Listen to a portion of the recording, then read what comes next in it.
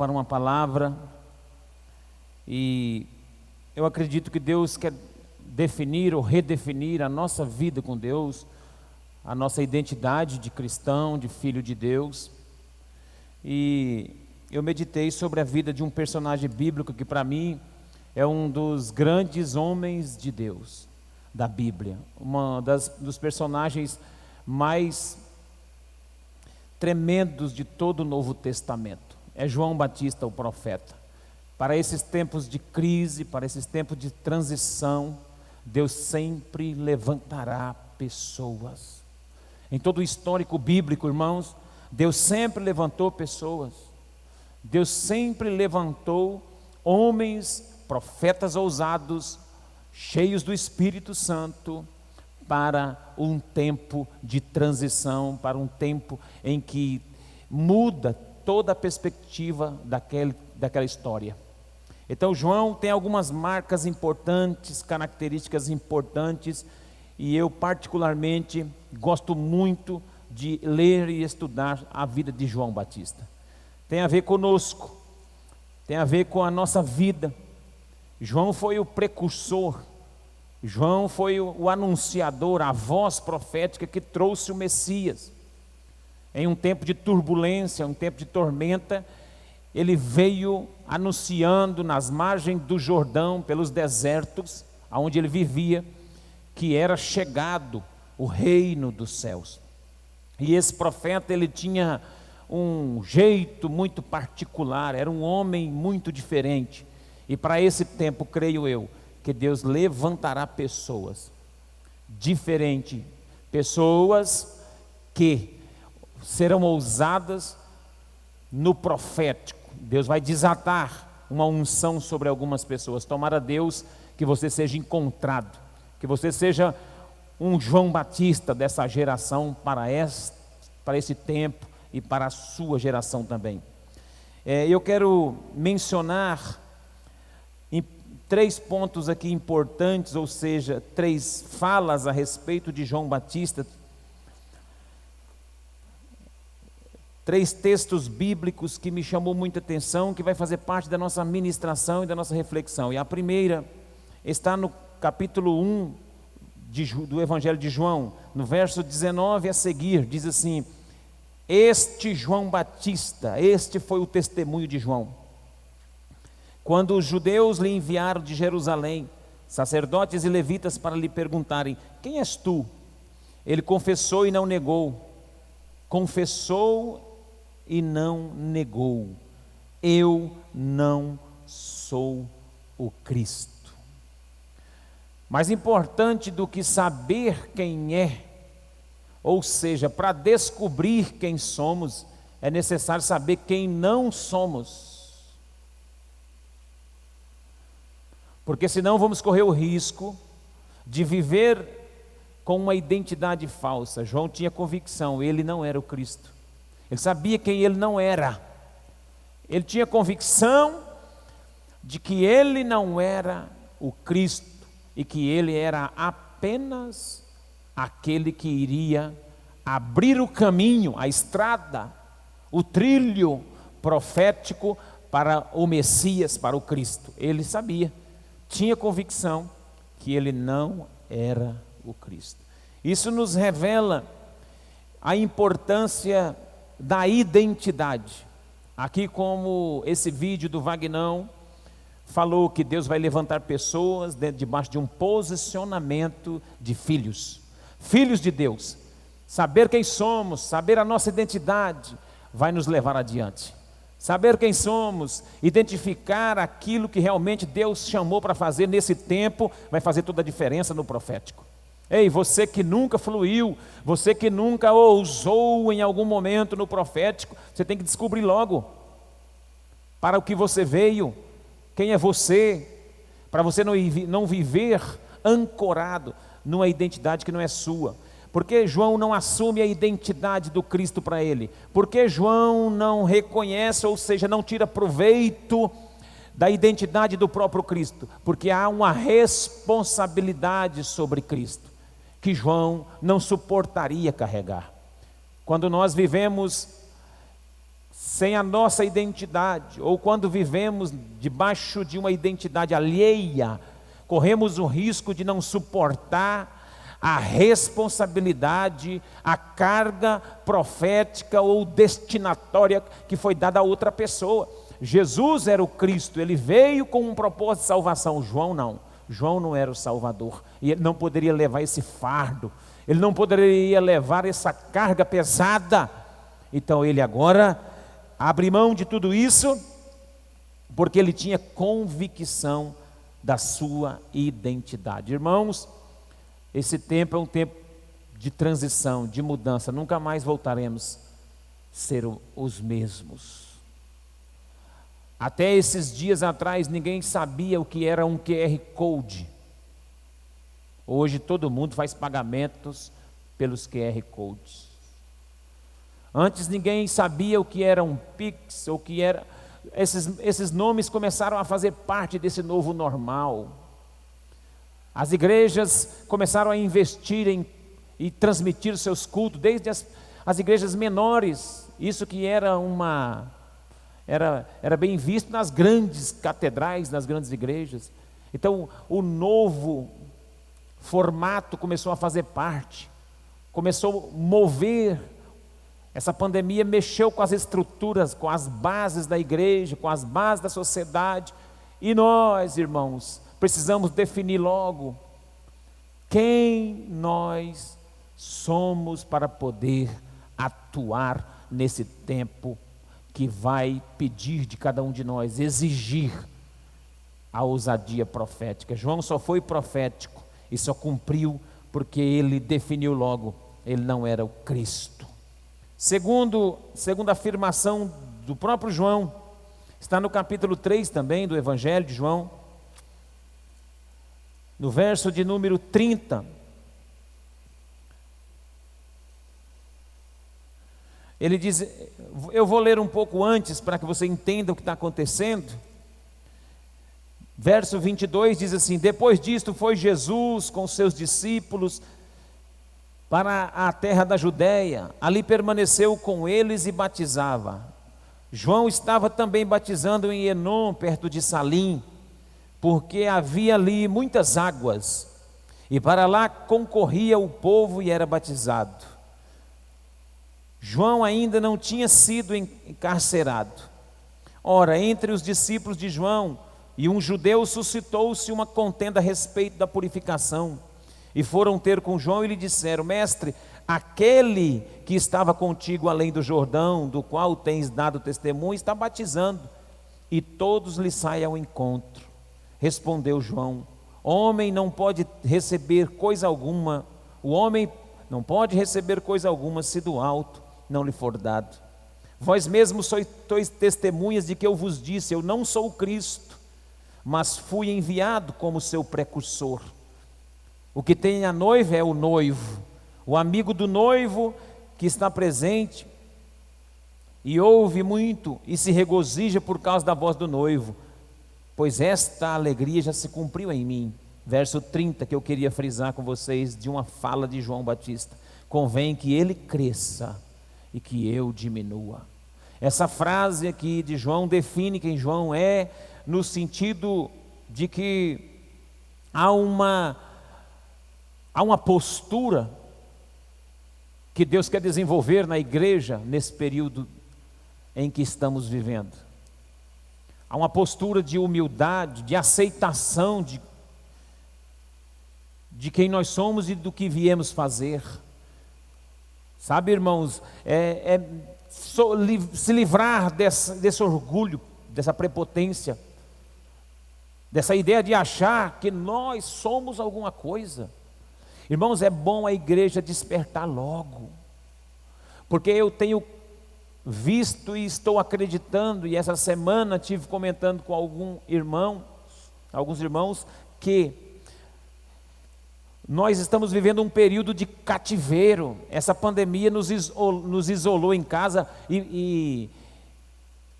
num certo momento nós percebemos que nós estamos cativos dentro da própria cidade, dentro do próprio estado, no país. Muita gente cativa, fecha, abre, decreto novo, e coisas desse tipo. Nós estamos vivendo um tempo de estresse, um tempo de um nível de estresse muito alto, uma agonia desenfreada. Meus irmãos, nós como igreja precisamos acordar, descer do salto religioso, descer do nosso achismo, descer dessa ideia de que a nossa estratégia funciona. Não funciona mais. Nós ficamos muito tempo fazendo cultos, reuniões no automático. Volte-se para o joelho, volte-se para a oração, prostre-se, seja humilde, reconheça que só Deus é, reconheça que só Ele é, porque eu lembro-me muito bem que o histórico dos cativeiros, tanto o egípcio como o assírio, o babilônico, todos eles, os profetas alertavam para que houvesse uma postura de humilhação, de quebrantamento, de jejum, de choro, para que Deus removesse de cima do povo o opróbrio, a humilhação. Para que Deus arrancasse o povo do cativeiro, era necessário uma postura. A Bíblia diz: se o meu povo, que se chama pelo meu nome, se inclinar, se humilhar, orar, se converter de seus maus caminhos, buscar a minha face, eu ouvirei dos céus e sararei a sua terra. Meus irmãos, há uma voz ecoando nesse tempo. Nós precisamos atentar para a postura. Temos que decidir rápido.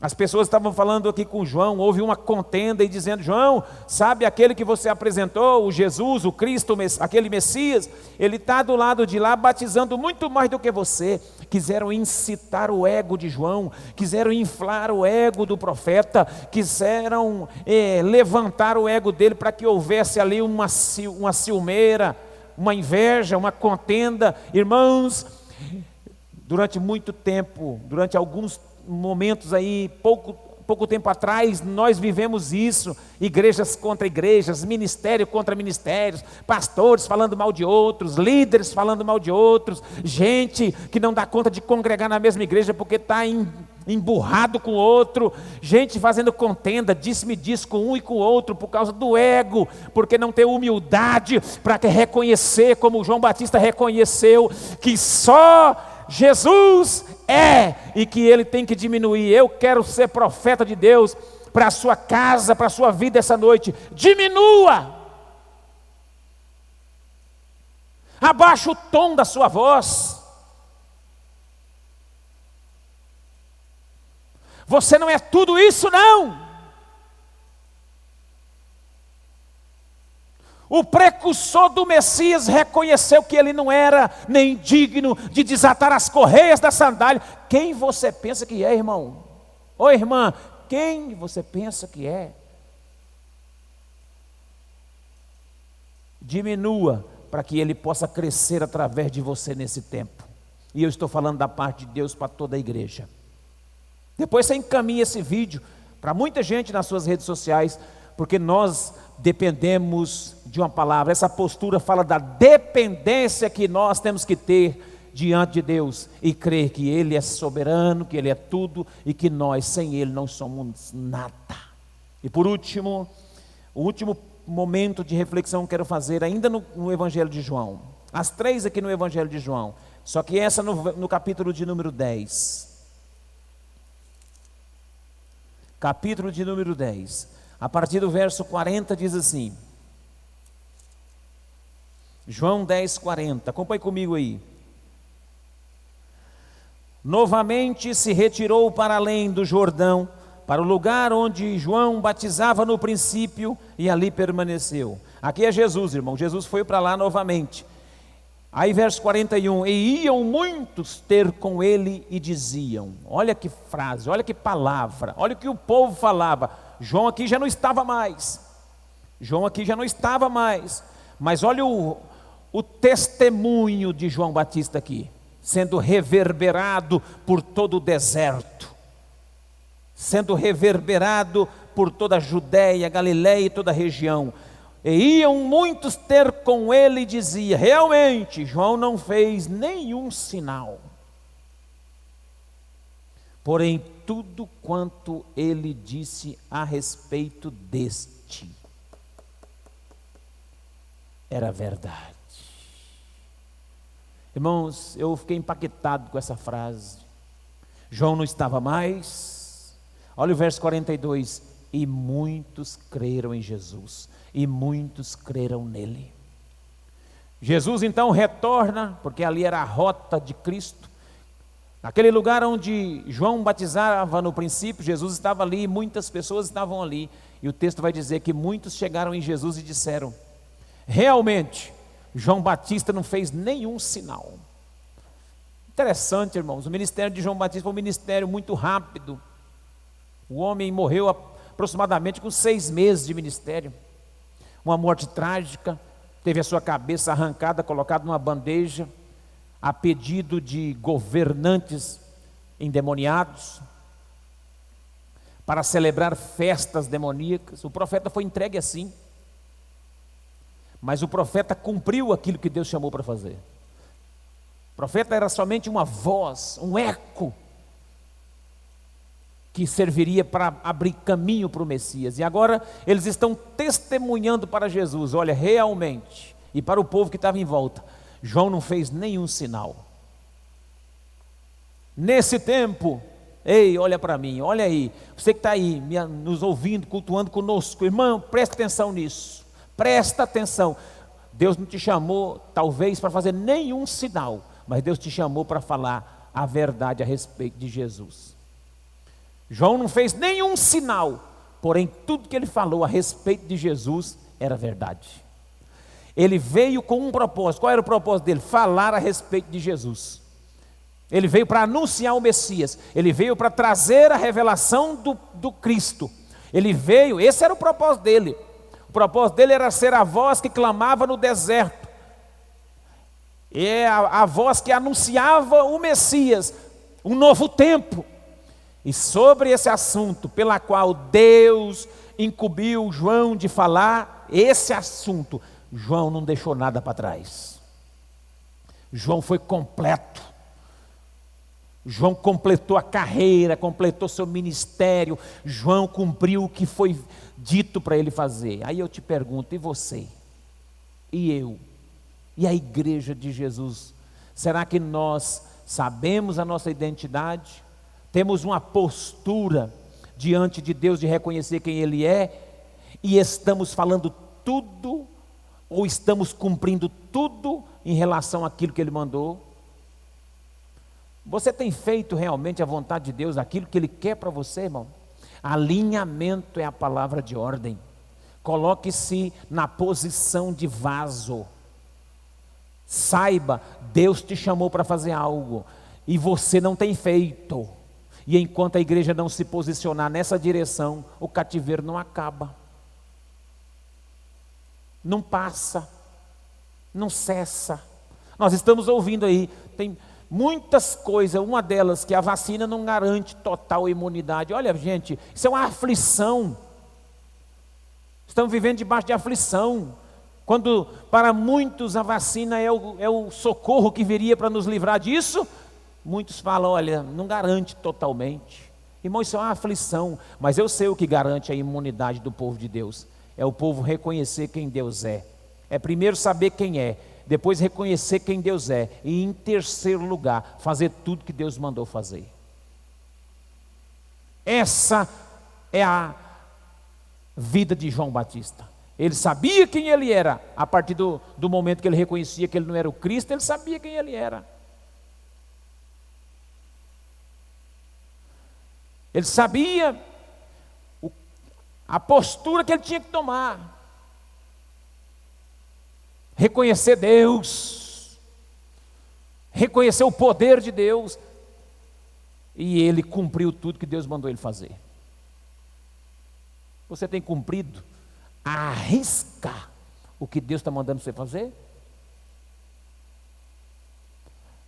É tempo de abrir o olho porque nós estamos vivendo num campo minado, estamos no solo do cativeiro, estamos em terra que não pisamos antes.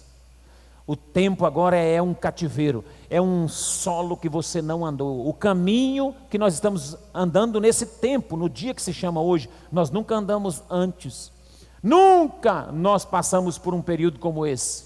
Então é terra estranha, é terra de cativeiro.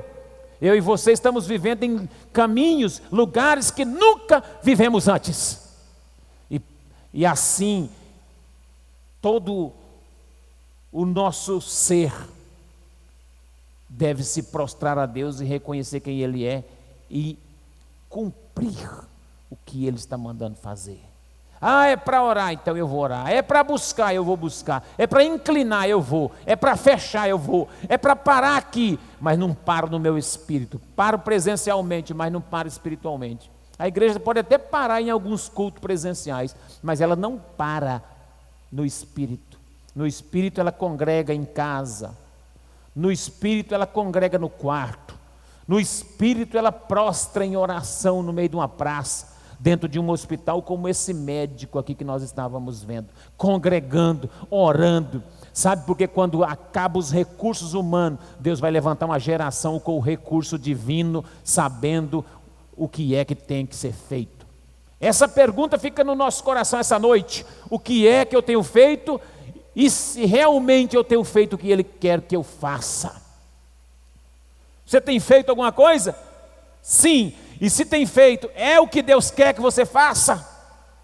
Porque se não for, irmão, procure logo saber o que Deus quer que você faça, porque o tempo é urgente, não vai demorar. Deus só vai remover o povo desse cativeiro quando a igreja tiver essa postura profética de João. Saber quem é, convicção, identidade, reconhecer, se humilhar, abrir mão, sabe? Postura, reconhecer quem Deus é e saber o que Deus pediu e ordenou para que fizéssemos. Quero orar com você debaixo dessa palavra. Pai da glória, eu te exalto mais uma vez. Amado Jesus, Tu és o meu Senhor, Tu és o meu Salvador. Debaixo do céu não há outro Deus, em cima do céu, embaixo da terra, não há Deus além de Ti. Eu te louvo e te agradeço, porque Tu és o nosso Senhor. Obrigado, Jesus, por essa oportunidade de poder compartilhar a Tua palavra. Palavra essa que está entrando na casa desse meu irmão agora. Palavra essa que está entrando no coração da igreja. Deus, visita esse lar, visita essa casa agora, vai repreendendo todo o mal. Senhor, nós estamos aqui também com o pedido de oração. A Daiane Ludmila pede oração pela avó, Maria Luísa, que está aguardando vaga na UTI. Em nome de Jesus agora, nós pedimos visita, Senhor. Vai agora e visita todo o organismo dessa mulher. E, Senhor, mesmo que ela ainda não esteja na UTI, mesmo que ainda ela não esteja ali no aparelho respirador, Tu, Senhor, pode fazer ela respirar, porque o Senhor é o dono do fôlego. O fôlego de vida te pertence. Devolve o fôlego para ela, tira essas inflamações, infecções. Pai, visita a igreja, visita o povo. Ó grande Deus, que cada um entenda a sua posição em Deus, que cada um seja alinhado com aquilo que o Senhor chamou para fazer e saiba que temos que fazer, e se não fizermos, vamos permanecer um tempo ainda nesse cativeiro. Igreja, acorda, igreja, desperta, povo de Deus, para o tempo. Despertai, ó povo de Deus, acorda, alerta, ó povo de Deus. Desperta, igreja minha, para descobrir o propósito pela qual você foi chamada,